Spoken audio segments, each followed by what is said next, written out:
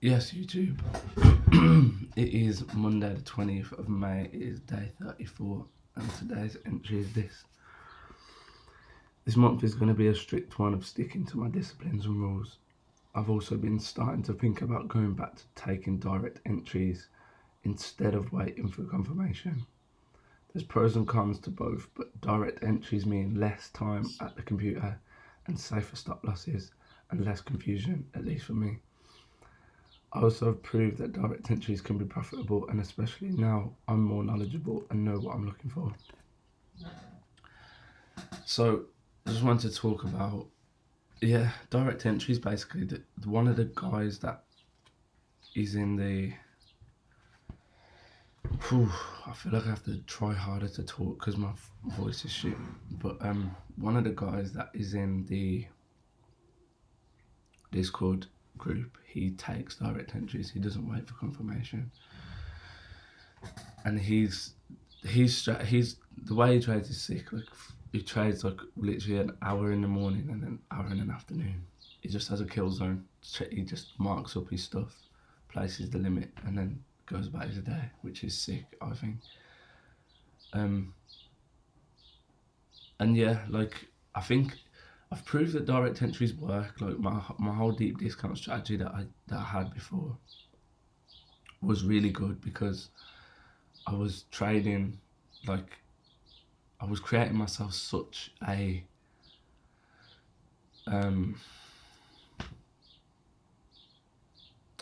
good risk to reward that it kind of made sense to take the direct entries. Like, I could lose 3 times, 4 times in a row and still break even. But then I think I just felt like I wanted more wins though, because, like, I don't know, I wanted more wins, I guess. And it used to piss me off as well when price used to just go straight through my stop loss. But I think that's less, that happened more because I wasn't doing enough top-down analysis. Like, I used to just jump on a 5 minute and just trade every continuation of the 5 minute market structure. Whereas now I'm looking at all different time frames, and I don't know, like, I just think direct entries are better because I'm going to show you what I'm in at the moment. Actually, I'm in a trade right now, which is going okay. This was a direct entry, and the reason I took a direct entry is because I had a friend that was coming over and I had to cut his hair, and I literally thought, okay, fuck, I can't sit here, I'm gonna just set my thing and go. So I got in here. Basically, this was the inducement I felt. This was the order block I was looking at, and then I went to the 1 minute to refine it proper. So I went like right down. I thought, if I'm gonna jump in this, I'm gonna get in the extreme. So I took it there. But having said that, I only did take that because I saw that this was not getting respected above, like, the top of the thingy. And then I started seeing that price was not breaking higher, but it was making consistent new lows. So I knew that that low was now going to be the liquidity to be taken. So I set my order there. I would have had it like here, but I know that, like, FTMO has a bit of the spread isn't the best. So I just thought, okay, I want to be tapped into the trade, so I put it there, gave myself a nice big stop loss as well. And yeah, I'm not even targeting the top of the range either. I'm just targeting like a nice realistic area of liquidity. And that's going to give me a 4-1 if we can get that. But I also wanted to say that I took a confirmation entry on EU, and I actually got stopped out. And I've always been saying this. I've been saying this from the start. Like, realistically, whatever you do, you have to pull the trigger at some point. That was the reason. That was how I used to justify, like,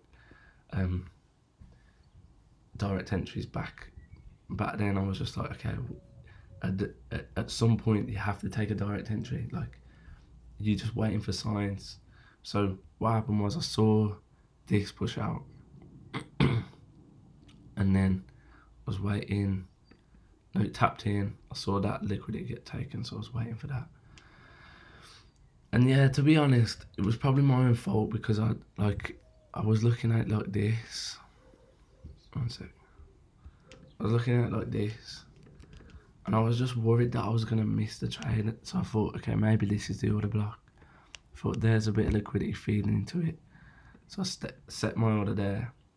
But then because I'd set my order so high, I then had to put the stop loss tighter to get a better risk to reward, and then I literally got blown through. But what I'm saying is, like, if this was a direct entry, I would have put that there. Stop loss would have been, I don't know, let's say it was there, stop loss 2.5.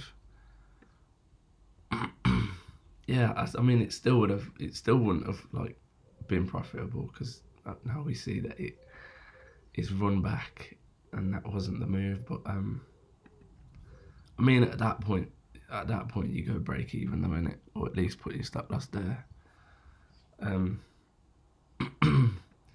But yeah, I don't know. Like, I'm just starting to think that that's gonna be actually better for me, because it takes away all this like questioning. It's just like I was just like, I've broke there, but now where am I waiting for?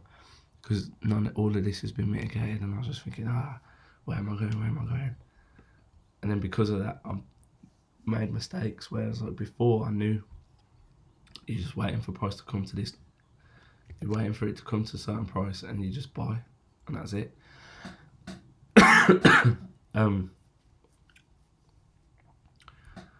So yeah, I think I'm gonna probably backtest that. I'm gonna backtest some of these direct entries, and just try and refine these order blocks like I have done here, because I think that's gonna get me a better risk to reward as well. Like, realistically, if I was aiming for the swing high, that's a nice 7.1. Like, no, it's a nice 7 to 1. Sorry, or 7.5 to 1. Which is kind of better than my fib strategy. But I don't think that it's gonna go that high, because we've got equal lows there. So I'm expecting a reaction, but I'm not expecting to go that high. But even in hindsight, again now, I would have two positions. I would, like, right now I'm in one position, and I liked having two before, because it gave me a bit of flexibility to say, do you know what, I feel like this is a realistic target, like here, but let me just see if we can go to here as well, and then, you know, I can set either a break even or just a safe stop loss that still keeps me in profit. So I don't know, we'll see what the week brings. I'll go away at the end of this week, so it's just going to be a week of trial. But at the moment, I kind of like this. I like it now. Like, my head feels better, because I know that my stop loss is in a safe place. Like, I know that if the stop loss was hit, then my whole trade idea was wrong.